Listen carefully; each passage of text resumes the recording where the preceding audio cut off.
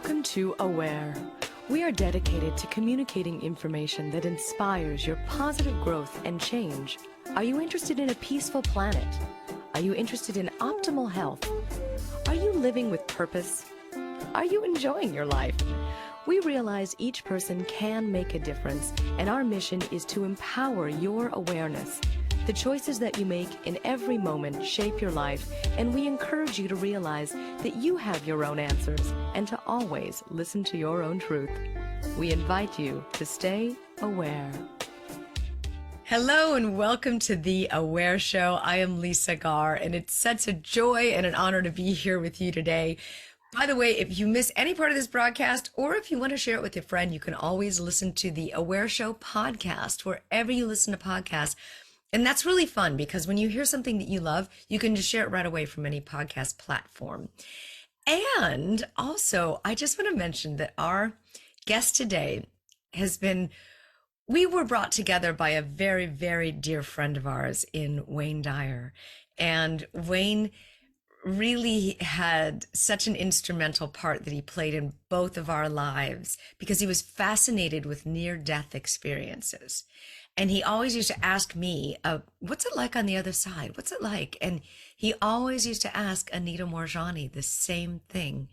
And he was so curious about her story that he sought her out to talk about it. And she wrote a book called Dying to Be Me.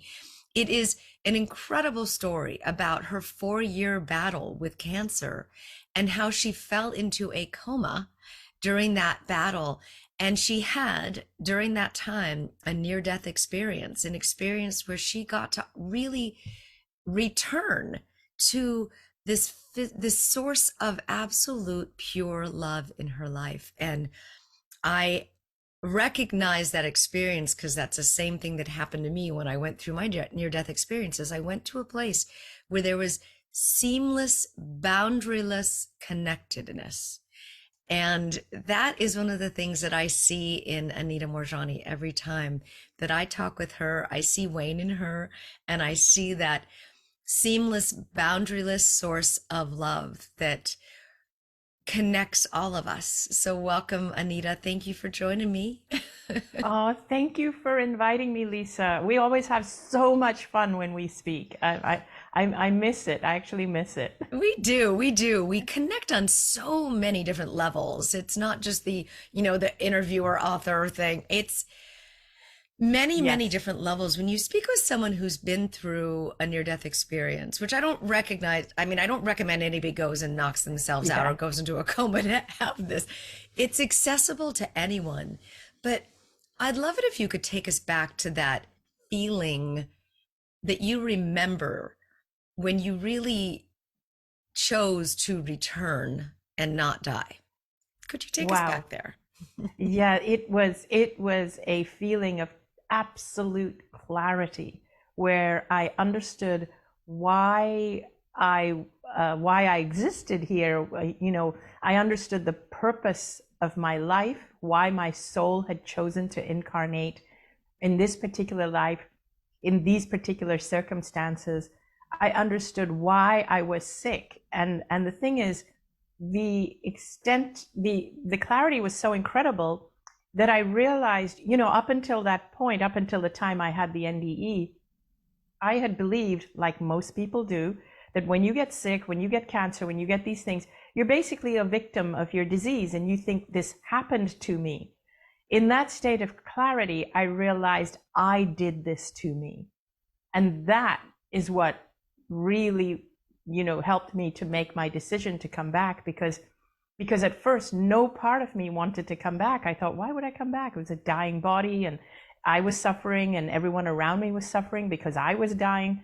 But then in that state of clarity, it was like, oh, I did it to me. And now I understand how I did it to me. And now I'm getting an opportunity to undo it. And so I agreed to come back. That would be the hardest thing to tell anyone in that state of tumors throughout the whole body and, weeks, days away from death's door, to tell them you did this to you. It's very hard. I can't say it. I can only say it for myself that Right. I did it to me. But yet I know that in truth, illnesses, and we're not just talking about cancer, but many chronic illnesses, they don't happen in a vacuum. They happen because of a whole string of things. And it's not conscious, but a whole string, chain of events of things that we initiate and we do to ourselves and we propagate it. And we do it unconsciously. And so I don't like people to feel it's their fault they got ill. This is not an accusation, but it's more like going into a journey of awareness of how did I come to this point and how can I reverse it? What were the things I did? Because what leads to something like this, like an illness like this, it's not purely physical. When we go to a doctor, they're just treating the physical symptoms. These things happen. Our bodies and our cells start to break down for a multitude of reasons, many of which we have control over. And a huge part of it is our emotions. It's also the patterns we've developed from past trauma, from our upbringing. There's just so much to it. It's also not knowing what our soul's purpose or journey is, and so not honoring that because we don't know it. And for most of us, our education, our upbringing is not conducive to finding all this out. And so I found this out in a near-death experience, but not everybody gets to have one, and nor do I recommend they have one, as you also suggested, Right. which is why I share what I know with anyone who will listen. I really think, and when did this happen, by the way? This was In 2006, so it's a long time ago now, 16 years. but not that long ago. And in that time of the 16-year period, what you just said about the cancer journey being psychological, emotional, physical, environmental is more all of it. widely accepted now than it ever has been, especially in the last 15, 16 years. And that's not a very long time if you think about it. And I'm really Exactly. grateful for what you said because it makes sense. It Yeah, makes sense. and when I understood it at that time, 16 years ago, less people were open to it than they are today. I Far know. less people were open to it. Which And I, but which I, even I find interesting because it wasn't really that long ago. We have come a long way in the past 15 years. But let me actually ask you about that time where it wasn't widely accepted when you came out of that experience and you had had this epiphany and you shared it with people. How did that go? not very well. That's the problem. That's why I said not many people were open to it at that time. And even today, it really depends on the circles you hang out with. Today, it's easier to find circles and people who are really open to this, but there are still people who are very entrenched in a very academic way of looking at things. So, but definitely easier today. So at that time when I tried to share, yeah, I was told that I was unrealistic, I was delusional, that because what I started to share was how my life up to that point had contributed to me getting that sick. But people preferred to think that that it was that I had a spontaneous remission and science can't explain it yet, and I was really lucky and I had good doctors. The funny thing was, the explanation of the good doctors and the medicine, all those things didn't work for me for the first 4 years. It was only after the NDE that the healing became completely rapid. And just to share a little bit about your upbringing with our audience, you were raised in a traditional Indian family Yes. and in a prearranged marriage situation, right? Yes, I was encouraged to have an arranged marriage. They don't force you, but they encourage you. But because everybody else around you is doing that, if you don't go for it, I mean, there's a lot of pressure, put it that way. They Cultural don't force pressure. you. Mm-hmm. There's cultural pressure, peer pressure, where you can say no, but you kind of feel abnormal if you do. You feel like you don't fit in and you're doing something wrong or that there's something wrong with you. It's that sort of feeling. And when you're introduced to a guy, And if everybody around you, your community, your parents, your family, they all feel that he is the perfect person for you because he's got everything from their perspective, everything matches, but you're kind of like, ooh, this arranged thing doesn't quite work for me. And if I'm the one who says no, then there's a little bit of pressure, like they ask you, what do you think of him? But if I say, oh, he's not my type, they kind of go, oh, you're really choosy. Other men won't come forward and meet you if you say no to a good catch like this. So you get kind of pinned to a corner where damned if you do, damned if you don't. And what about anything you want to do, like get an education, pursue a career, anything like that? Where's the permission for that? Yeah, it's not encouraged at all. So you can push and do it, but again, you're made to feel that you will be less desirable for marriage and for men. The smarter you are, the more independent you are, the more you travel, the more, if you want a career and you want to earn your own money. And parents will actually say, you can do it, but remember when you get married, you'll have to ask your husband's permission. If the family you're marrying into don't want that, if they're against it, then you'll have to stop. So basically, you can't get serious about a career. When women worked, at least in the time when I was growing up and when I was in my 20s, when women worked, it was called a pastime. It was just to pass the time until you got married. Oh. You were discouraged from getting a real serious career or having real higher education because, the decision as to whether you'd be allowed to continue lay with the future husband and his family. I'm sure a certain amount of that still exists. Is that true? I mean, we're so progressive in the Western world, but does that still exist in Indian cultures and various cultures around the world? Oh, absolutely. In many cultures, it still exists. And even in the progressive cultures. So I've been very blessed in that I went to a British school and now I live in the United States. So I see my own thinking is very westernized, and I'm somebody who will do anything for freedom, basically freedom to be who we are, to be authentic. You kind of came in that way, though, Anita. I did. I came in that way. But sometimes when I'm speaking to Indian people who who come across as being very progressive, but because they grew up in a culture that wasn't, they believe they've broken through, but I can see the nuances in their languaging. And I'll give you an example. Like I was speaking to a woman who seemed very progressive, but she said, I'm very lucky that my husband allows me to do these things. So immediately in the language, it's like, okay, you still need your husband's permission to be yourself and to do the things, to follow your own passion. It's entirely different experience when you break that mold and go the absolute opposite direction. It's almost like you have to go 100% the opposite direction. You can't straddle the fence at all. You can't. You really can't. And so, which is what I did, and was completely ostracized from the Indian community.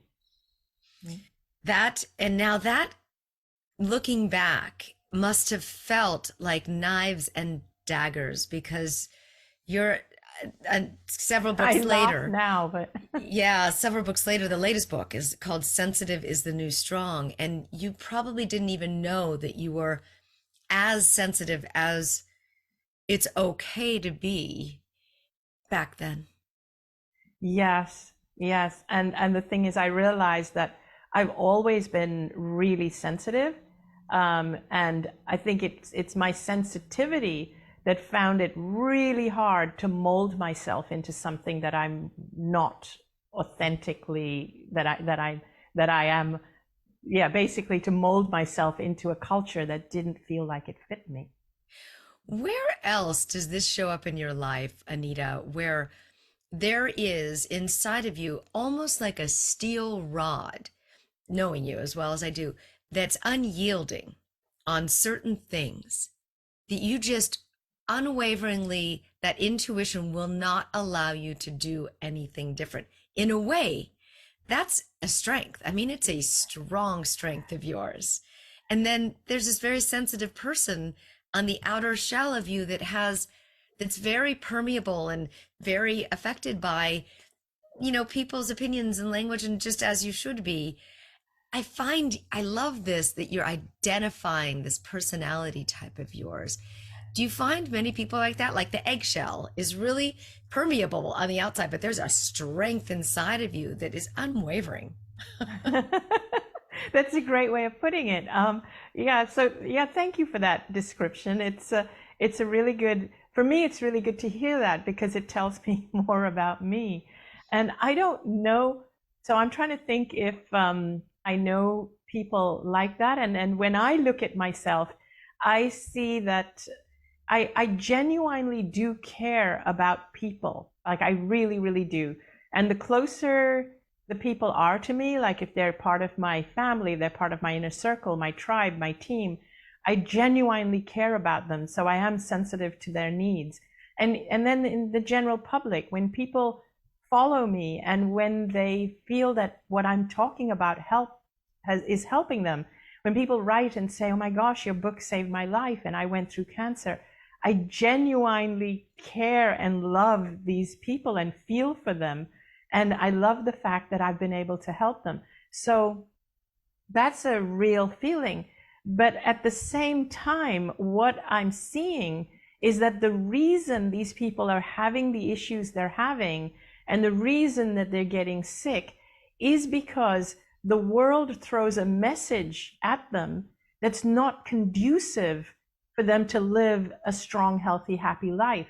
And that's where I get like an iron rod. It's like, no, that's not the truth.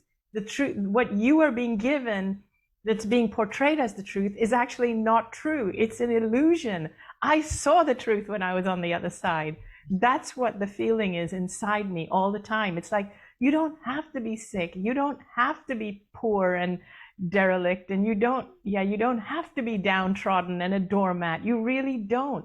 But you have been conditioned to believe you do, and that's the illusion. I was conditioned so many things, and all those things that I was conditioned to believe is what caused the cancer. And that's why I have this steel rod, because I never want to go back to having that serious terminal cancer. Yes. Yeah. You must see it all the time where people that are naturally very extremely sensitive, and by sensitive, I mean intuitive and listen to a higher power and very in touch with themselves. But there's that denial of that, or maybe the boundaries get blurred.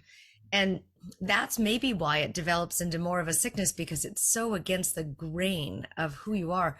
How could you suggest to people who experience life that way, sensitively, very highly intuitive, maybe in touch with nature or even a higher power than themselves, how do you set boundaries?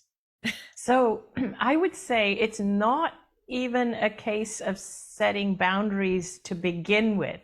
So let's understand what it is that's going on within the person. When you have somebody who's highly intuitive, highly sensitive, what happens is that when you're highly sensitive and highly empathic, you're absorbing, like you read energies, you are intuitive, but you're intuitive to all the energies that are around you here in the physical plane. That means all the people that are around you, all the messages you're getting, your upbringing, your family, your friends, your peers, and also the community you're in. So you're sensitive to all of this, but you're also sensitive and very in tune to your higher self, your soul, your soul's purpose. You're sensitive to a higher, let's say a higher being, your deceased loved ones, the messages that are coming to you from the other side. Mm-hmm. So you're sensitive to all of that as well as all of this. So the people who are less sensitive, I believe, in fact, are less likely to get as affected in a negative way. In fact, it's the sensitive people, which is why, I share the message I do. It's for sensitive people. Number one is to become aware, acknowledge, and accept that I am highly sensitive. I absorb energies around me and they affect me. the energies of the physical world as well as the energies of the non-physical world. So you've got two worlds. So that's number two. Number one is acknowledge I'm sensitive. Number two is to acknowledge that there are basically two realms. Now, when you go deeper, you'll realize that it's a continuum. There isn't an actual dividing line, but let's, for the sake of conversation and semantics, you are in touch with two realms, this one and the other one simultaneously. That's what a sensitive, empathic person is doing all the time. And what they don't realize, and so number two is to be aware that you're absorbing energies from both sides. Number three is the reason that your life doesn't work for you is because you are allowing yourself to be taken over and you are listening to the message of this realm more than the other realm. So in other words, pleasing the physical people around you, giving them what they want, that is mattering more to you than what the spiritual messages and your higher self is telling you is your purpose and the reason for you coming here. So you are quietening that because it's displeasing the people here if you follow that. So as you suppress that higher voice more and more and listen to the noise from here more and more, that's when your energy becomes more depleted, and that's when problems start to occur. So this goes way beyond boundaries. Yes, I can see that. It makes more sense for you to describe this because that's the life that you lived. You lived that life where the outside influences were directing your future. Yes. And there was something inside of you saying, no, this is not what I want. This is not for me. I find it so beautiful because the three books that I know that you've written, The Dying to Be Me, that describes your near-death experience, and the one that you have now, that Sensitive is the New Strong, describes, there's one in the middle that was, What If This Is Heaven? What if this is heaven? Yes. And you describe that really bridges the gap between the two because you're talking about this heaven that exists. You call it whatever you want to call it, other realm, a reality, awareness of all that is connected. You could call whatever you want to call it. But as you said, the more you get in touch with the fact that there is something greater than just us going on in this world, and when you really tap into the universal energy that is omnipresent, always there, when you tap into it, you start to see the magic of it. And you see that you can operate in so much more flow and so much more accordance with the universe and all that it is. All of the crises or opportunities, all of the breakdowns or breakthroughs, they're challenging at the time, but they always offer opportunities. And some of them, don't. Yeah. I must say that. Yeah. Some of them are just, that happens too. Yeah, it does. It does. But it's a wonderful way of describing the reality of what exists is when you deny this truth of yourself, it can turn your cells off. It can create illness, disease, and horrible relationships. And then when you actually realize the connectedness of all things, it can start to change the way that you live. That's basically what you're saying, right? Yes, it is. And when you are willing to turn off the noise of this physical world and make your primary source of information your own higher self or your connection to the higher self, and it can be whatever works for you. Like you can think of it as your soul, you can think of it as God, you can think of it as angels, spiritual beings, whatever it is. But when you tune into your own higher guidance system and take that as your primary truth, and then as a secondary, you're dealing with the physical world and the people in it. When you can do it that way around, it works a lot better than when you take all your guidance from the physical world. Right.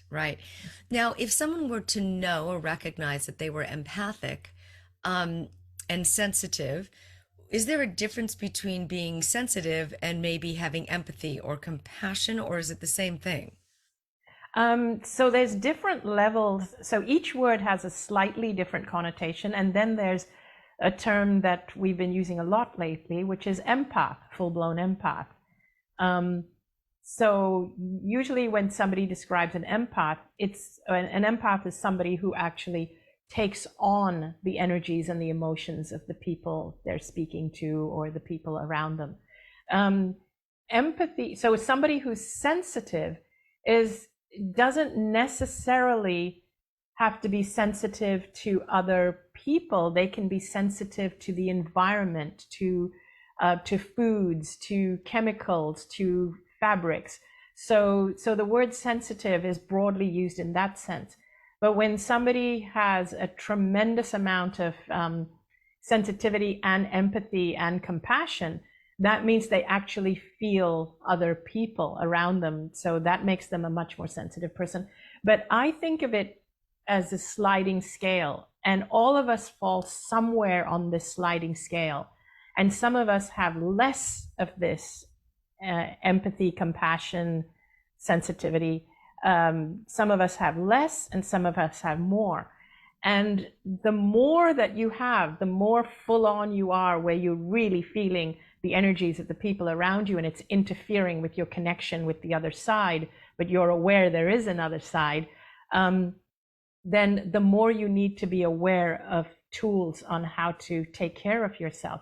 Right. The less you are on that scale, the lower you are on that scale, the less you're even aware of guidance from the other side. And so that doesn't interfere at all. Basically, you're very much entrenched in this physical world.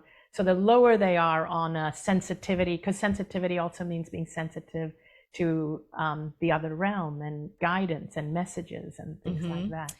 I find I love this conversation because of the nuances. And I also know you have quite an affinity with your online audience, or with communicating and connecting with your audience on social media, right? Yes, I do. So tell me, how do you deal with haters? How do you deal with people that come in to discredit? How do you deal with that? And this is just probably going to be great advice for anyone who's ever had to deal with, Yeah. negativity. So it's not always been easier, and I have to say it's gotten easier, a lot easier for me in the last year or so. I've gotten so much better at it, and now when I see a negative comment, it doesn't even affect me anymore. Wow. And what's super interesting is that in recent times, what I've noticed is as soon as it stopped affecting me, I didn't even have to go in and respond. What would happen is my own audience, my own followers would actually respond to that person and say, like, are you having a bad day, or you've got her wrong, or why are you here? And I wouldn't even need to go in and say anything or justify myself. But going back to, let's say, a year or more ago, I did used to struggle. And there are two things I struggled with. And the second thing I still struggle with a little bit. So the first thing was just generally haters. And what changed me was that I think I had an epiphany one day when I saw that there was one person who was a hater, and I just ignored them, but I kept doing what I did, but I couldn't help allowing it to affect me. And I would think, why are they doing that? So first I want to actually backtrack a little bit more. When I used to have haters, I started to cater to the haters because you want to please them. That's the default. It's like, oh my gosh, these people are displeased with what I'm doing. And so I would change what I was delivering. Here's what I noticed. One person, one or two people. Wow. One or two people, even though 98% of the people are on board with what you're saying. But you have these one or two haters that are at you. So weird the brain does this. Yes. Yeah. I know. You focus on that. And then in my next video, I'm like in my own mind thinking, okay, am I going to trigger that hater? Am I going to trigger? The brain does this. Yeah. And thank God I've stopped doing that at least for a year or more. But what I started to notice when I used to do this is going back at least 3 or 4 years, is that I was not being authentic. And because I was using language that caters to debunkers, what happened is I was attracting more debunkers and haters. Wow. Because you're actually appealing to their sensibilities because you're now catering to them. Oh, so that I makes was sense. attracting more. And so when I realized what was going on, I was like, oh my gosh, this is what I'm doing. And so I had this epiphany, is to speak as if everybody loves me, just to speak as if I'm speaking to myself or to somebody who really needs to hear what I'm saying. And that's what I started doing. And I would advise this to anyone. It doesn't matter how many haters you have. Just speak as if you're speaking to you're speaking to somebody who really needs to hear what you're saying, and they're hanging on to every word you're saying. And speak that way. And I noticed that I started to get more passionate. I noticed I started to, because I was coming from my authentic self, I almost felt like I was channeling. In fact, not almost. I did feel I was channeling the messages, and I was really giving people what they needed to hear. Yes, and, yes. And, yeah. you know, it gives permission for everyone to exist as well. The people that I was doing this call the other day with Marcy Shimoff about your year of miracles. The whole conversation was about miracles. And it was an audience of like 2,000 to 3,000 people that were from every single affiliate list around. And some of these people were in there saying, how dare you talk about miracles? And what is that anyway? And is it, you know, for the privileged? And then slowly but surely, I was watching Marcy, who's a master at this, and she is so inclusive about everyone having their own experience, no matter where their background is or where they come from or what their life experience is. She just kept moving forward. And I was looking at that going, wow, I'm watching Marcy really just hold the space and be super inclusive. And I was listening to my, you know, negativity bias going, oh, why is it focusing on this one particular person? And then I watched her and I was looking at that person. Then all of a sudden I saw the chat scroll with tons and tons of love for that person. And the audience took care of that person. Yes. Eventually, later on in the broadcast, that person was chiming in saying, well, maybe this is possible. And I was like, wow, it was so beautiful to witness that, you know, Marcy stayed her course and the audience took care of being inclusive of anyone's opinions or backgrounds or feelings. And that person shifted to a place of possibility. And it was like, that to me was beautiful. That's really beautiful. That's so beautiful because that's what ended up happening to me. So one day I noticed a post on my Facebook feed from somebody who actually said under one of my videos, said that I actually used to be someone who used to post really negative comments to you. I'm so sorry I did that. I actually watched one of your videos from end to end, and you're just a really beautiful person, a beautiful human being. So that really touched me. I thought, okay, that's amazing. Now, I didn't even recognize this person's name. I didn't even remember that they used to post negative comments. Yes, and I want everybody to understand, it's not from the place of Anita and I needing to be liked. It's from a place of possibility, of the message that that's coming through you, and messages coming through me are just about love, and they're about connectivity, and they're about connection and feeling like possibilities exist in your life and in the world. Has nothing to do with needing to be liked. It has to do with knowing what's available in the world, and that passion of wanting people to understand that this is available.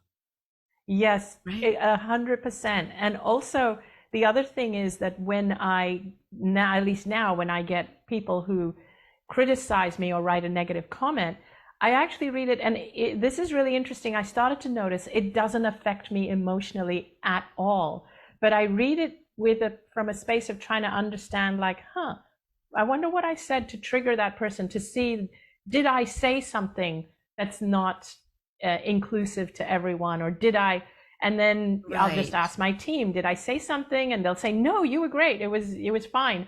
It's just them. And then I'll be like, okay, and I move on, because because Right. it doesn't affect me, You can emotionally do at this. all. Here's a great exercise. If you're watching the news and if you see an opinion or a person that comes on or some devastating experience that happened, you can start to look at this, all of the news, with compassion, with understanding, with more love, with looking at the possibility of the human spirit within what's going on from any political view you might or might not agree with, from some of the very heinous acts that are being done to people on this planet, to continue to shower that with love and compassion and possibility, because it's going to happen to everyone.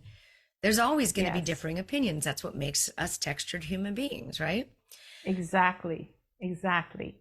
So how do you watch And the news? How do you deal with that? I don't watch the news every day. I rarely watch the news.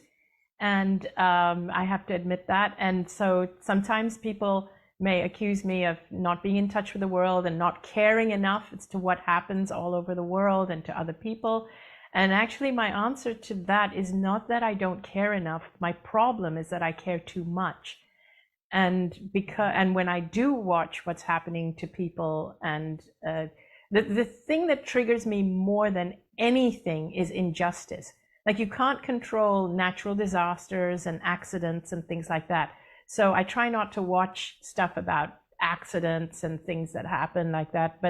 But when it comes to injustices, that that's something that I usually like to speak out about. But I that triggers me more than anything, Hmm. especially even gender disparity and human rights, gay rights, all of it. So those are the kinds of things that interest me. But other than that, disasters and things like that, because I can't control them so much, I don't get in. Oh, and the one thing that I don't watch is politics,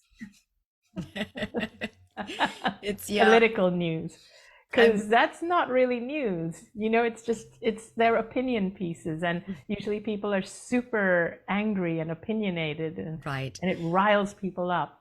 Right. I mean, I have such a hard time even ingesting the parts about, as you said, the injustices towards animals, towards children, towards Yes, underserved, this ridiculousness in Ukraine, all that's going on. But I also see that the world seems to be uniting more on yes, issues of injustice. And most of the movements that we've seen these days are all grassroots movements that are inspired by the people. From Me Too to Black Lives Matter to this, all of the environmental climate issues that are going on, a lot of these movements that are starting to now come to the forefront in a big way are all started by injustices that the people have risen up to fight against and to come together to find solutions for. And I love that. I love that. That's what I'm talking about, the human spirit. yes. The Have human faith in it. spirit, yeah. The human spirit is actually, I mean, so powerful and so beautiful. So what I find works for me is that I don't allow myself to get sucked into the news.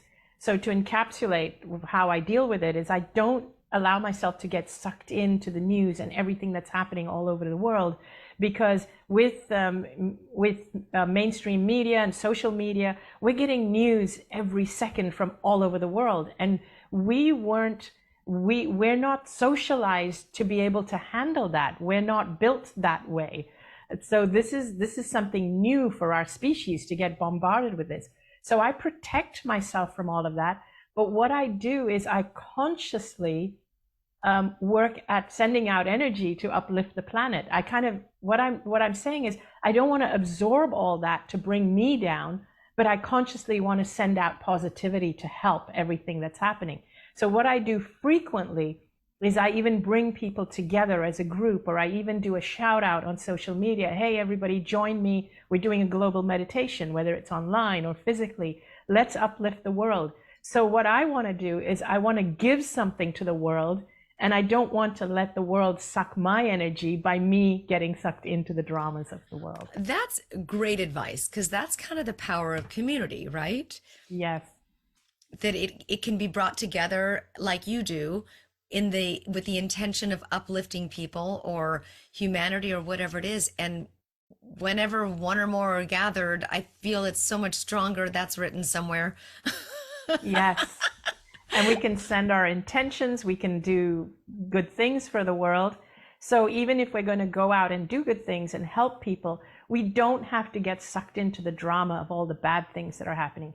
So the key is understanding yourself. I know for me personally, getting sucked into all the bad things that are happening is really unhealthy for me. I can do more good things if I stay on the surface of the bad things and just focus on doing good things. Doing good things makes me happy. Getting sucked into the drama of the bad things depletes my energy.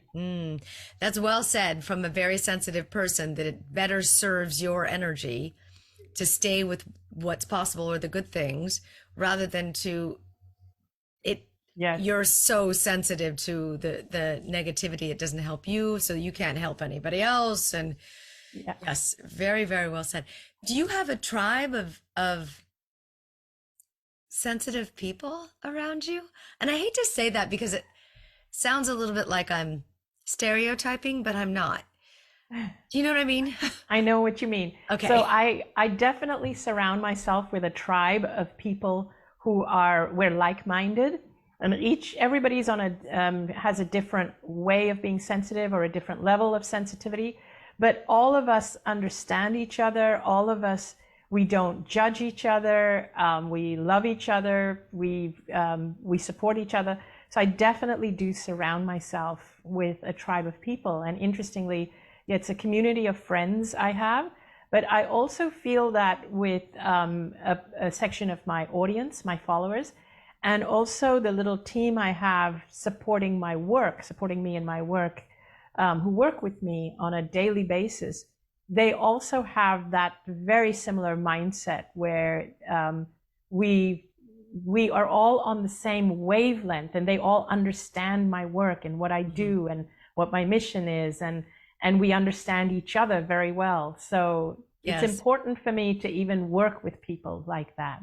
Great point. I mean, it's a great point for anyone who feels that when they're more aligned with the people around them, so much more gets accomplished, and it's done in such a more cohesive way. Yeah. I understand that they're doing a movie about your experience. What message would you like to get across in a film about your life? Okay, so first of all, it's like in a super duper early stage, so there's nothing out there yet, nothing announced. But if there is a movie made of my life story, so the most important thing for me is for the movie to so because it's a story that I will be leaving behind, it'll be something that'll probably outlive me. The movie will probably exist longer than I will. But I want it to be a message that leaves the world a better place, for sure. I would want it to be a movie that actually inspires people, and for people to know that their bodies are amazing, magnificent, and they are amazing and magnificent and powerful creatures. And they are amazing beings.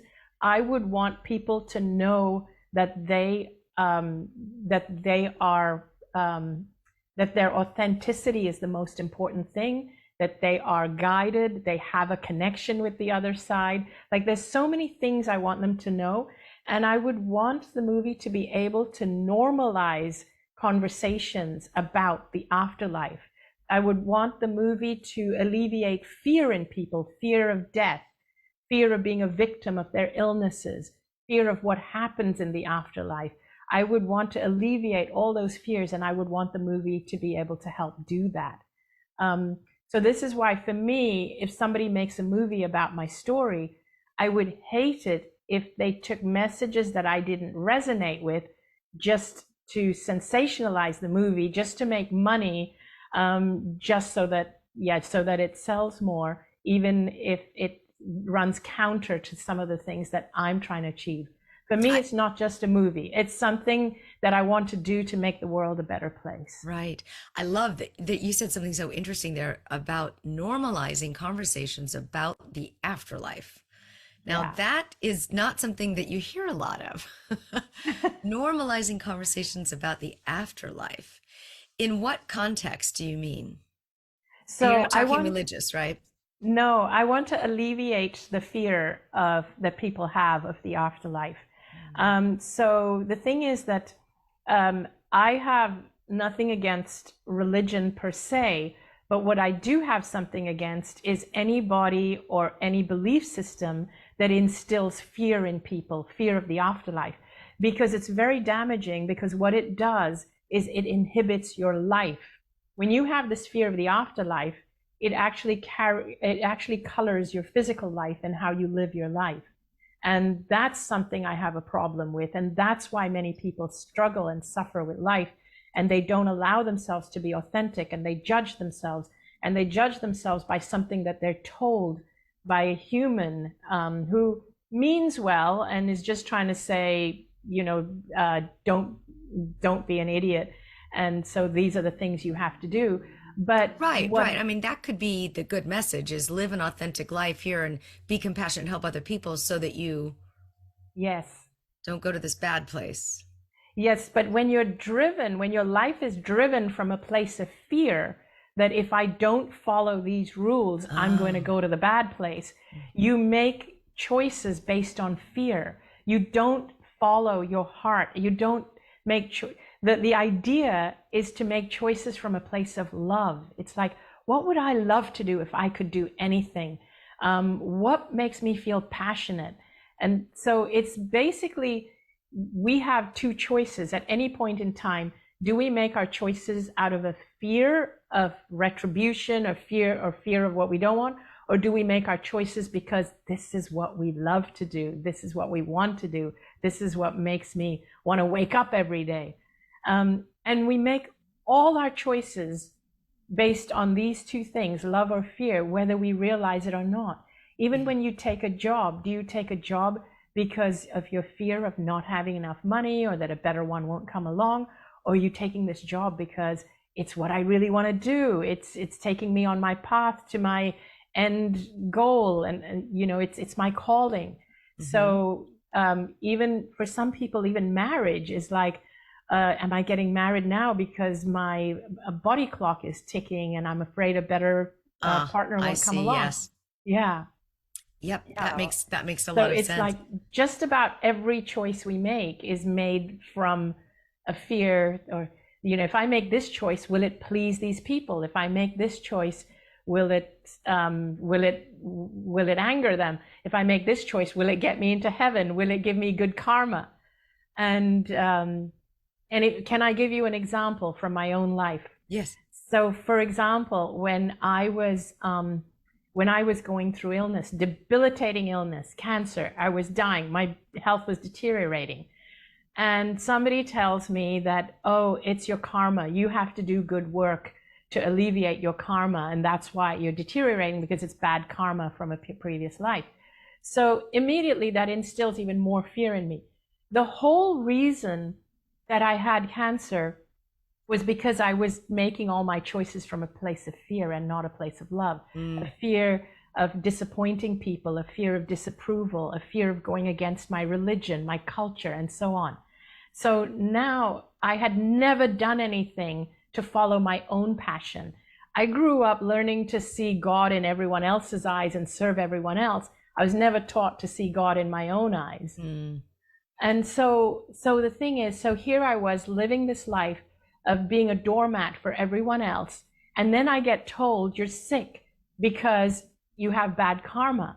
So the reason I got sick was because I had forsaken myself. So now with this new information, what do? I forsake myself even more and do more good work for people. That piece of advice ran totally counter to what I needed to hear. Yes. So if I was a spiritual guru, I would tell people, follow your heart. When you are told not to follow your heart, but there is a list of things you have to follow that some external person is giving you, the message that you're hearing inside is, my heart is not good. When who I am authentically is not good enough, I need to follow those standards. If I was a spiritual guru, I would tell people, don't be afraid to be all of who you are, because you are an expression of God. Your soul has come into this body to express itself and to be all that it can be. And if you don't honor that, what you're doing is you're denying that facet of God from expressing itself through you. That makes an enormous amount of sense. It's just a great example, too, of how you shared that from your own experience of it driving you deeper to be going in the wrong direction. And yeah, that message of loving yourself isn't a popular one until you experience that you can't do anything else without that level of self-love. Yes. Yes. I know that you're speaking at the Conscious Life Expo in Los Angeles in February. I think it's the 13th or the 10th through the 13th. Yes. Are you speaking on this particularly?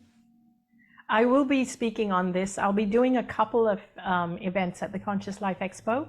One of them, I'll be speaking, of course, on George Nouri's panel, but I'll also be doing one lecture on Sensitive is the New Strong, which will be speaking about sensitivity and the scale of sensitivity and being connected to both realms.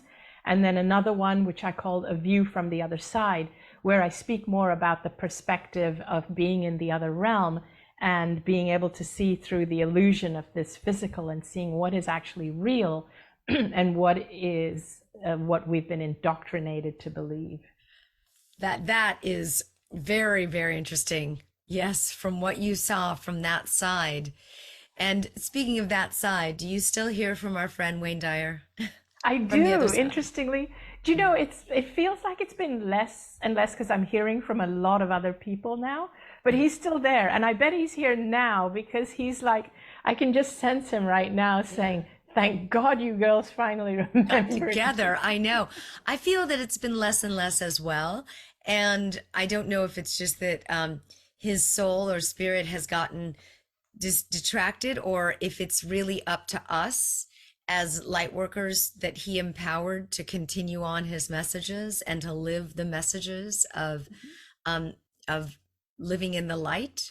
So yes. I feel that he might be resting a little easier now because there's so many more people that are speaking that truth and speaking that message. And I'm really happy about that too.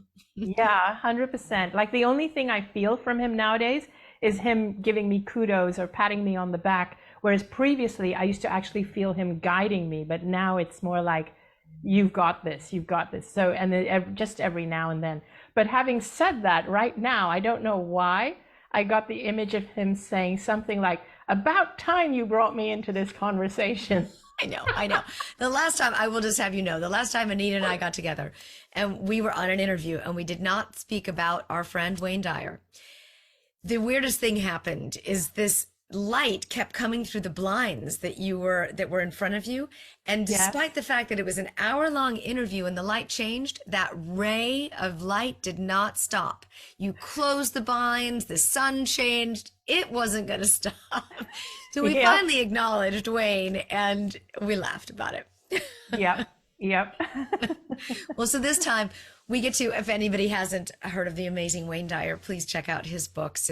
They're all about the power of intention. And he was one of the people that started saying, or I remember the most, if you change the way you look at things, the things you look at change. And his messages will continue timelessly on, despite his physical presence on this planet. And he inspired both Anita and I to be a continuation of his light and his work on this world, in this world as well. So we always want to give honor to our friend. Yes, we do. And he definitely brought us together. So. He did. He brought us together. And many of you as well. There's so many people that were touched by Wayne Dyer's life and by Anita's life, and people can find your information. What's the best way? I know that your website is your name. Yes, my website is anitamoorjani.com. And of course, I'm on social media. I'm on YouTube, Facebook. I'm on Instagram. I do a lot of Instagram live videos. I also now have an online membership platform where people can feel immersed in, I call it a marinade of love and this other realm where we normalize the conversations that I was talking about. Oh, fantastic. And what is that community called, or how do we find it? It's called the Anita Moorjani Sanctuary. And you can go there either by typing anitamoorjanisanctuary.com or amsanctuary.com. Both of these addresses will take you there. Okay. Well, that is a wonderful idea. Creating a tribe, a community Yes. of like-minded people that get to support each other and start from there and keep going. Yes, exactly. And when they need to escape from all the noise of the outside world, they come into the sanctuary. Oh, that's beautiful. Well, thank you for all that you do and who you are, and providing a safe space for this conversation, which has really grown so much over the past 16 years. And I can't wait to see where it goes over the next 16 years. So thank you Wow. for who you're being, my friend. Thank you for everything you do and for help sharing the messages. Thank you Yes. so much. Absolutely, absolutely. Well, jump into Anita Moorjani's world. It's a wonderful one. And thank you all so much for being here today. You can always listen to this on our podcast, the Aware Show podcast, and you can share information from there as well, which is a great way to do it if you heard something that really lands with you. I am Lisa Garr, and until next time, I invite you to stay aware.